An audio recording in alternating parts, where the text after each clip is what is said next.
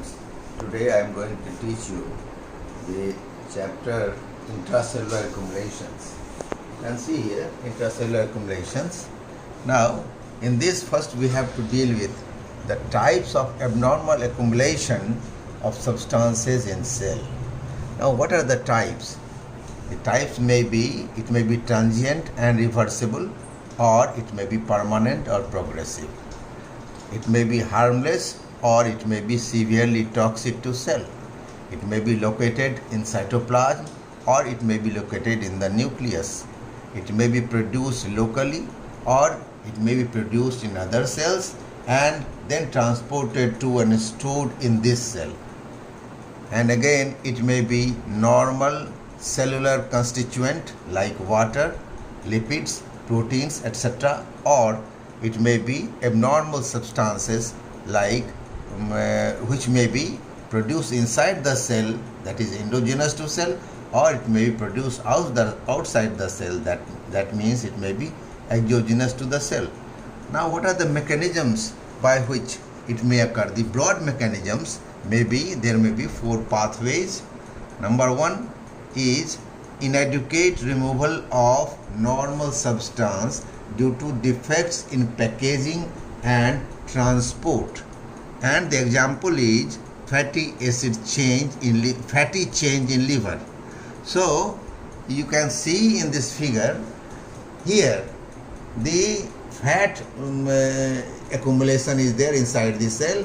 This figure represents the normal cell, and here the red one, that represents the abnormal accumulation here, and here fat is deposited, and it is due to inadequate removal of the substance, that is fat, from the cell. We shall see later. Now second method is inherited defects in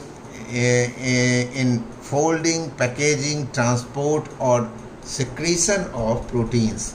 For example, the example is mutated forms of alpha-1 antitrypsin. Here it has been represented like this. This is the folded protein, red one, and the normal cell has become converted into this one by the accumulation of the folded proteins.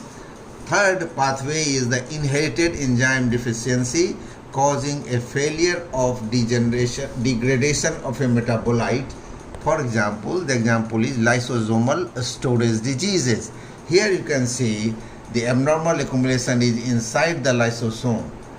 Now the fourth pathway is accumulation of abnormal exogenous non-metabolizable substances like carbon or silica particles, which can be neither degraded enzymatically nor transported to other sites. You can see here these are the particles. These are undergoing the phagocytosis by the cell, and once it goes inside the cell, it remains there. Now we shall deal with one by one the intracellular accumulation of different substances. First of all, lipids. Now in lipids, first we shall deal with the accumulation of triglycerides, also known as triacylglycerol. It occurs in the parenchymal cells of liver, heart, kidney or muscles to produce a fatty change or steatosis in these cells. Now what are the staining of lipids? The staining of the lipids is wild red O or Sudan 4. These are the stains with which the lipid is stained. Sorry. Now first of all we shall see how in fat triglyceride is accumulated in heart and gives a picture. Grossly, there is alternate yellow fatty and red brown bands present in the heart where when the triglyceride is accumulated in the heart cell, and it gives it a tigered effect like the skin of the tiger. Now next one is the fatty liver. How the triglyceride accumulates in the fat liver cells, we shall go in some detail of it. You can see, just concentrate here. First thing to consider is the free fatty acid which enters the liver. The story starts there. Now first, what are the sources of free fatty acid? The free fatty acid first comes from the digested food, that is from dietary fat after digestion. It enters the liver. Second source is from the adipose tissue which occurs during the starvation. Now this free fatty acid, after entering the liver cells, it has different fates. First of them is the oxidation of free fatty acid into carbon dioxide, its conversion into ketone bodies, its conversion into phospholipids, and conversion of free fatty acid into cholesterol esters. Lastly, it is converted into the triglycerides or triacylglycerol. Now, you can understand here that if the free fatty acid is not converted into these things, then it will go and be converted directly to the triacylglycerol, and there will be accumulation of triglycerides and triacylglycerol inside the liver cells. Now, how the triacylglycerol is formed from the free fatty acid? It needs the combination of alpha glycerophosphate, and this alpha glycerophosphate may be derived from the glucose, which also gives rise to the acetate, and from acetate the free fatty acids can also be generated. So you can see here, when there is glucose excess in the blood, it enters into the liver cell, and it on one hand produces the alpha glycerophosphate, and on the other hand it produces the free fatty acid, and these two combine to form the triacylglycerol or glycerides. This is the mode of formation of the triglycerides. Now, what is the fate of triglyceride? This combines with apoprotein to form the lipoprotein. Lipoprotein is a type of is the combination of triglyceride with proteins which carries these triglycerides to different tissues of the body, and transport through the blood occurs to the other tissues in the form of lipoproteins. Now we shall discuss the different pathological points, how the fatty liver occurs, what derangement occurs due to the fatty liver occurs. First of all, you see here is hypoxia. If there is low oxygen concentration, the oxidation of the free fatty acid inside the hepatic cell will be disturbed. So there will not be conversion into these things, and it will be converted, free fatty acid will be converted to triglycerides. That is one. Second one, if there is excessive starvation, the generation of free fatty acid from the adipose tissue will be more. It will be more than the liver can convert it into other substances. So then there is again accumulation of the triglycerides. Now here you can see the combination of the apoprotein with the triglycerides to form the lipoprotein can be hampered by the carbon tetrachloride and protein malnutrition. And when this occurs, there is less production of the lipoprotein. So again there will be more accumulation of the triglycerides. On right hand, on this side you can see the obesity, diabetes and alcohol. These three alter the mitochondrial and microsomal enzymes of the hepatic cells, which may disturb the synthesis and breakdown of the triacylglycerol. It may increase and decrease both of them in different way, and by that way it produces the fatty liver. When fatty liver is produced by the obesity and diabetes, this is known as non-alcoholic fatty liver, and when it is produced by excess consumption of alcohol, as in alcoholics, then it is known as alcoholic fatty liver. Now we shall move over to the concentration, the accumulation of cholesterol and cholesterol esters inside the cell. In this you can see the cholesterol is a substance which is utilized in all cells of the body for cell membrane synthesis, and in some endocrine glands for steroid hormone synthesis. When in higher concentration this cholesterol in the blood, this cholesterol accumulates in the macrophages to cause different conditions we shall deal with. First one is the atherosclerosis. What happens here? The excess concentration of the cholesterol is accumulated by the macrophages and smooth muscle cells present in the intimal layer of aorta and large arteries, and this accumulation of the cholesterol form foamy cells. What are foamy cells? Foamy cells are the macrophages and smooth muscle cells which accumulate the cholesterol. These foamy cells, when aggregate together, they form the atheromatous plaque, and that gives rise to the atherosclerosis. Second condition is known as the xanthoma. Xanthomas are tumorous masses in subepithelial connective tissue of skin and also in the tendons formed by, again, foam cells. Now, next one is the cholesterosis. Cholesterosis is focal accumulation of cholesterol in lamina propria of gallbladder wall, and this is also occurring in presence of excess of cholesterol in the blood. Now, the fourth condition, which does not occur in the presence of excess cholesterol concentration in the blood, is Niemann-Pick disease type C.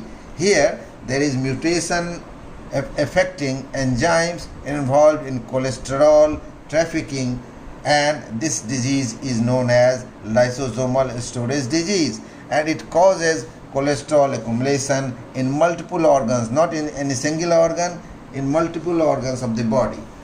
Now, next category of the substance which gets accumulated inside the cell is the glycogen. So, intracellular accumulation of glycogen we shall deal with. Now, you know that the glycogen is a readily available source of energy stored in cytoplasm of healthy cells. It gets deposited in cells in abnormality of metabolism of glucose and glycogen. When there is abnormality in glucose metabolism, for example in the diabetes mellitus, it gets accumulated in renal tubular epithelial cells, in heart muscle cells, in liver cells, in pancreatic beta islet cells.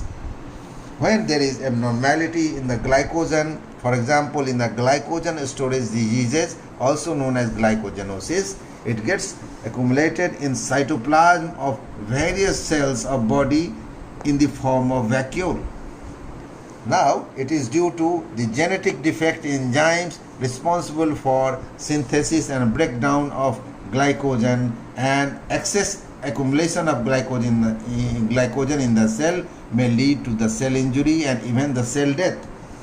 Now, we shall see how the glycogen tissue containing glycogen is fixed if we have to examine it in the microscope. Fixation is essential. So, the fixative used for glycogen is always an alcoholic fixative. Why? Because glycogen is a water soluble substance and it will get dissolved in aqueous solution. Now, staining of the glycogen occurs as rose to violet color with the pass, which is also known as periodic acid Sif, and with best carmine stains.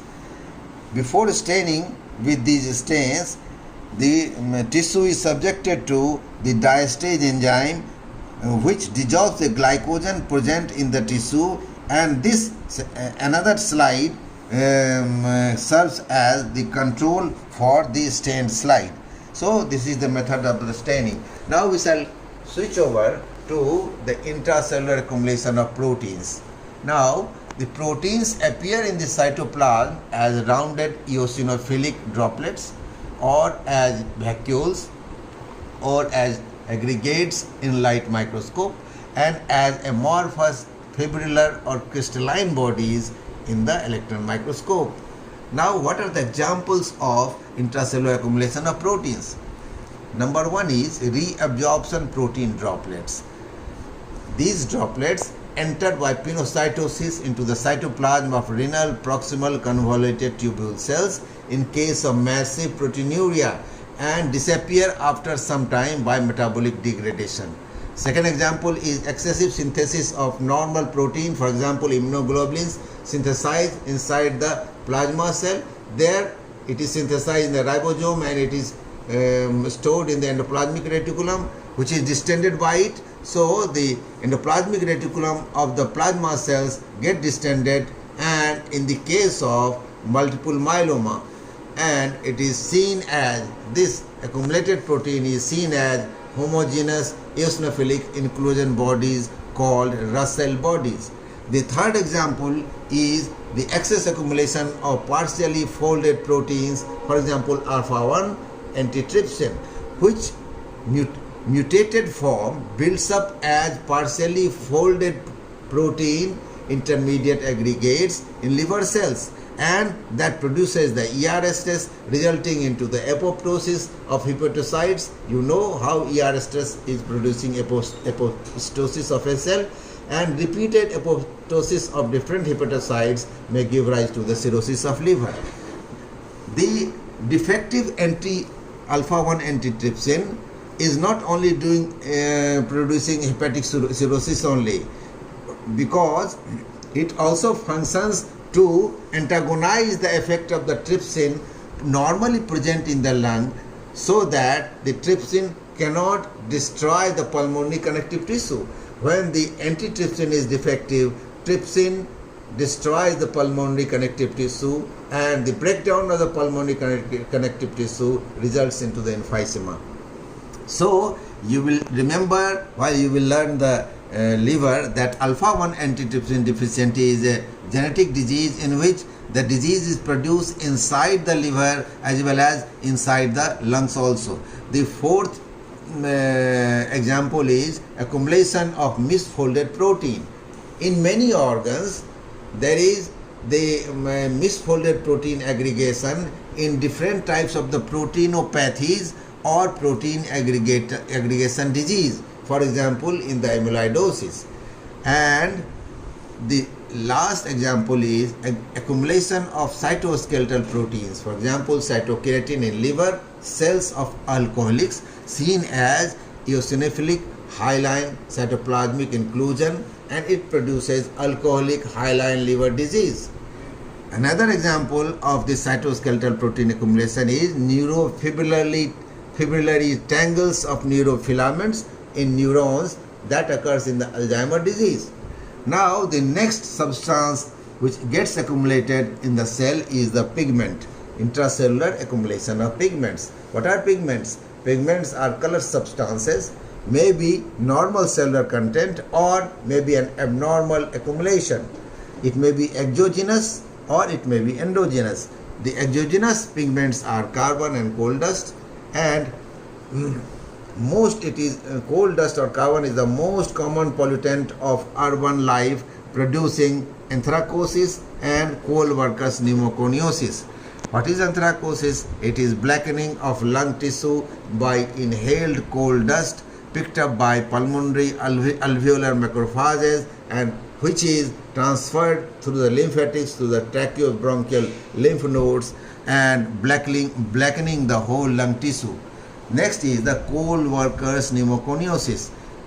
This is a fibroblastic destruction of coal workers' lungs in reaction to inhaled coal dust aggregates, and this destruction of the lungs produces the emphysema. Next external exogenous pigment is exemplified by the tattooing. You are aware of the tattooing. So it is inoculation into skin of exogenous pigment phagocytosed by dermal macrophages to stay there lifelong. Once it goes inside dermal macrophages, it stays there lifelong. Next, endogenous pigments, they are produced inside the cells, and there are many. Number one is known as lipochrome, or also known as wear and tear pigments, or also known as lipofuscin pigment. Lipofuscin, lipo for lipid and fuscus for brown. So it is a non-injurious, insoluble, yellow-brown, finely granular perinuclear granule, and which is actually a polymer of protein complexed with polyunsaturated lipids of subcellular membrane that undergoes peroxidation by free acid radical injury. You have seen the free acid radical injury causes the peroxidation of the phospholipid of the membrane, and when that peroxidized polyunsaturated lipids get complexed with the protein, they produce this pigment. Now, it is present in cells of liver and heart of aging, malnourished and cancer patients. Next pigment, that is endogenous pigment, is melanin. Melos means black. It is a non-hemoglobin brown-black pigment formed inside cutaneous dermal melanocytes by oxidation of tyrosine to DOPA, which is dihydroxyphenylalanine, by the catalytic action of the enzyme tyrosinase. Now, next pigment is black pigment of homogentic acid. It is deposited in skin, connective tissue and cartilage, which is known as ochronosis, and it is produced in excess in patients of alkaptonuria. It is a rare genetic metabolic disorder. Next pigment is the hemosiderin. It is a hemoglobin derived golden yellow to brown granular or crystalline pigment, normally present in a small amount in mononuclear phagocytes of bone marrow, spleen and liver, these are the organs which are actively engaged in RBC breakdown, and it is present, this hemosiderin pigment is present in large amount in presence of excess local or systemic iron, which becomes associated with protein apoferritin to form ferritin micelles for the storage. Now, how it occurs in the local iron excess? The local iron excess may be produced by the tissue hemorrhage, which produces bruise beneath the skin, and it is the extravasated red blood cells which comes out of the circulation into the tissue. They are picked up by the tissue macrophages, and this tissue inside that macrophages, the hemoglobin of the red cell break down into the iron and heme. Iron is picked up by the apoferritin to form ferritin micelles for the storage, while the heme is converted serially into the biliverdin, which is of green color, and bilirubin, which is of yellow color. So, by the change in this hemoglobin to heme to biliverdin and bilirubin, there is change in sequential change in the color of the bruise beneath the skin also. When there is hemoglobin, its color is red, the bruise is red. When it is converted to biliverdin, the color becomes blue-green, and when it is converted into bilirubin, it becomes yellow. So there is a change in the color of bruise according to this degradation. Now, systemic iron excess. It is caused by, for example, excess iron release by hemolytic anemia, which is a condition you are already learning or you have learnt, and also by the hemolysis following repeated blood transfusion. Now, second cause is excess dietary iron absorption from gut by inborn error of metabolism, known as hemochromatosis, in which severe hemosiderin deposition, that is hemosiderosis. The deposition of hemosiderin inside the cell or tissue is known as hemosiderosis, and it is very severe in the case of hemochromatosis. And in this condition, when it is deposited in the liver, it may produce damage there to cause the cirrhosis. It may